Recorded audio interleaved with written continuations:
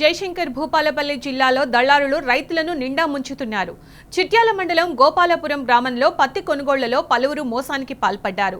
క్వింటాకు 23 కిలోలు తేడా గుర్తించిన రైతులు దళారులను పోలీసులకు అప్పగించారు. పత్తి తరలించే వాహనాల టైర్ల నుంచి గాలి తీసేశారు. ఇప్పటికే గ్రామంలో పత్తి కొనుగోలు చేసిన రైతులకు ఒక్కో క్వింటాలకు 23 కిలోల డబ్బులు చెల్లించాలని డిమాండ్ చేశారు. కాగా గ్రామంలో దళారులు ఇప్పటి వరకు 200 క్వింటాల పత్తి కొనుగోలు చేసినట్టు రైతులు తెలిపారు.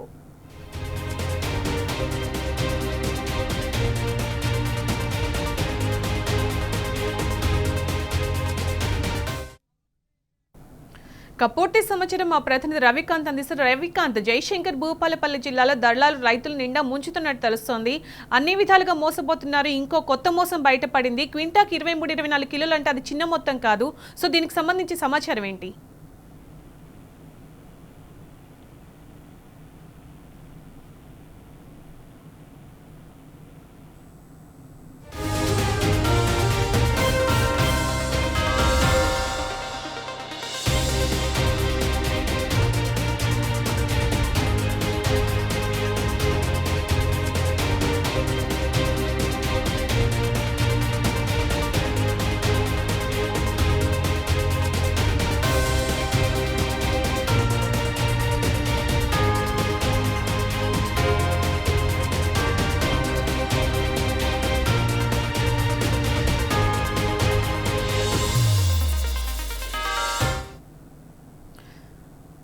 రవికాంత్, భూపాలపల్లి జిల్లా గోపాలపురంలో మరో కొత్త మోసం బయటపడ్డట్టు తెలుస్తోంది. దళారుల చేతిలో నిండా మోసపోతున్న రైతులు ఈసారి వెయిట్ లో కూడా అంటే క్వింటాల్ పత్తికి 24 కిలోలు ఎక్కువ జోకుతున్నట్టు కూడా వీళ్ళు గుర్తించినట్టు పోలీసులకు అప్పగించినట్టు తెలుస్తోంది కదా. పూర్తి సమాచారం ఏంటి?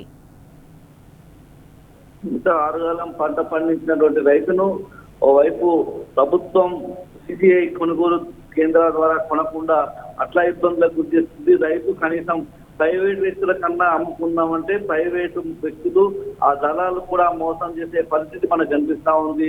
పూర్తిగా జయశంకర్ భూపాలపల్లి జిల్లా చిట్యాల మండలం గోపాలపురం గ్రామంలో పత్తి కొనుగోళ్లకు సంబంధించినటువంటి కొనుగోళ్లలో మోసం కనిపిస్తా ఉంది. పూర్తిగా దళాలు చేసేటువంటి మోసాన్ని రైతులు గుర్తించిన పరిస్థితి కూడా మనం చూస్తా ఉన్నాం. అంటే క్వింటాకు 23 కిలోల చొప్పున అక్కడ ఉన్నటువంటి రైతులను మోసం చేసే ప్రక్రియకు అక్కడ ఉన్నటువంటి దళాలు తెలియజేసిన పరిస్థితి. వీళ్ళంతా కూడా అంటే వరంగల్ దగ్గరలో ఎనుమాముల మార్కెట్ అతిపెద్ద మార్కెట్ గా ఉంటుంది. ఎనుమాముల మార్కెట్ కు సంబంధించి జయశంకర్ భూపాలపల్లి జిల్లా దూరంగా ఉంటుంది కాబట్టి ప్రైవేట్ వ్యక్తులు ఇక్కడ నుంచే వెళ్ళి అక్కడ మీ దగ్గరికి వచ్చి కొనుగోలు చేస్తామన్న క్రమంలో రైతులు ఏదైతే ట్రాన్స్పోర్టేషన్ ఛార్జెస్ ఉంటాయో అవి మిగులుతాయని అనుకున్న పరిస్థితి.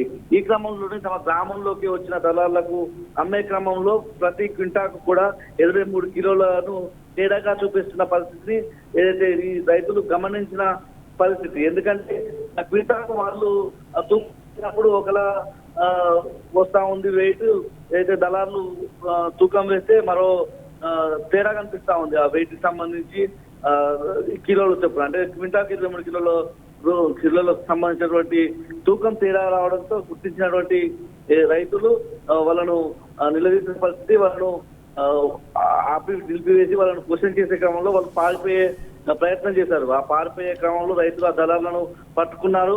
ఆ పత్తి తరలించేటువంటి ఆటోకు సంబంధించి దాంట్లో ఉన్నటువంటి టైర్లలో గాలి కూడా తీసేసి వాళ్ళను పోలీసులకు స్థానిక పోలీసులకు కూడా అప్పచెప్పిన పరిస్థితి. అంటే ఇంతకుముందు కూడా ఆ గ్రామంలోనే పెద్ద సంఖ్యలో రైతుల దగ్గర ఈ దళాలు వచ్చి కొనుగోలు చేసిన పరిస్థితి. ముఖ్యంగా ఈ రైతులంతా కూడా ఒకటే డిమాండ్ చేస్తా ఉన్నారు.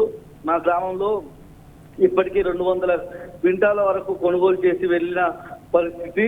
ఏదైతే ప్రతి క్వింటాకు 23 కిలోల చొప్పున మోసం చేశారో ఆ 200 క్వింటాలకు సంబంధించి కూడా ప్రతి క్వింటాకు 23 కిలోల చొప్పున ధర చెల్లించాలని చెప్పి డిమాండ్ చేస్తున్న ప్రక్రియ. ఇదే పరిస్థితిలో పోలీసులు కూడా వాళ్ళకు అప్పచెప్పిన వాళ్ళను ఏదైతే మోసం చేసిన దళాలను పోలీసులకు అప్పచెప్పారు. పోలీసుల సమక్షంలో రైతులు ఈ ఏదైతే గొడవ ఉందో దీన్ని తీసుకునే ప్రయత్నం చేస్తా ఉన్నారు. ముఖ్యంగా రైతాంగం అంతా కూడా ఈ సీజన్ అంతా కూడా పత్తి కొనుగోలుకు సంబంధించిన సీజన్ ఇట్లాంటి దళాల పట్ల అప్రమత్తంగా అవగాహనతో ఉండాలని చెప్పి అయితే రైతు సంఘాలు కూడా కోరుతున్న పరిస్థితి మనం చూస్తా ఉన్నాం. Right Ravikanth, thank you.